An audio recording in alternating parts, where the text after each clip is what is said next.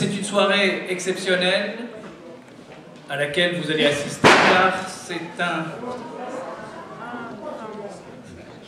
ce qu'on appelle un feu d'artifice pour cette soirée d'ailleurs qui commence très bien. C'est une soirée évidemment qui porte sur un thème, comme vous pouvez le constater, est en pleine, sur lequel il y a tout un débat, parce que tout simplement la République, c'est aussi une histoire, et cette histoire, elle est travaillée par, disons, des décennies et des décennies de combats pour des valeurs, car la République, c'est aussi des valeurs. Et c'est la raison pour laquelle nous souhaitons appuyer ce soir et appuyer sur un curseur, celui de la citoyenneté. Car en 2013, la citoyenneté n'est plus ce qu'elle était avant. À titre d'exemple, jusqu'en 1992, il y avait deux types de citoyens en France.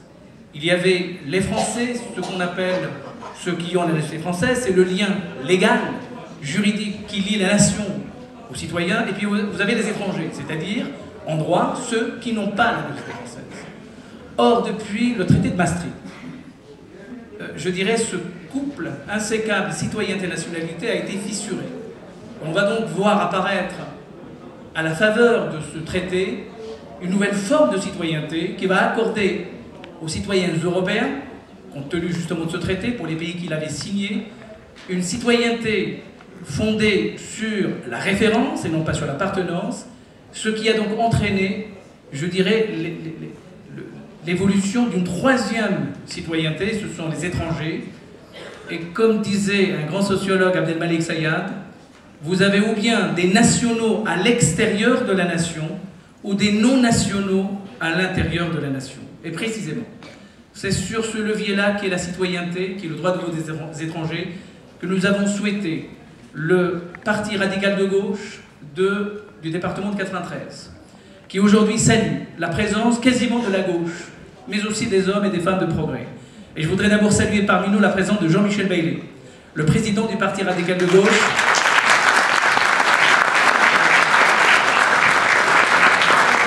qui évidemment donne une tonalité tout à fait particulière, car c'est l'engagement d'un parti, c'est l'engagement d'un homme, et c'est l'engagement, je dirais, d'une histoire. Car le Parti radical de gauche est issu de cette longue tradition républicaine, mais cette longue tradition républicaine rencontre également d'autres traditions républicaines qui sont là. Je salue évidemment Stéphane Gatignon, le maire de Sevran, qui est là, et qui évidemment, comme vous le savez, mène un combat aussi d'égalité, de justice et de dignité depuis longtemps. Nous avons avec nous également le maire, monsieur le maire. Il est là, le maire d'Aulnay-sous-Bois, qui nous accueille.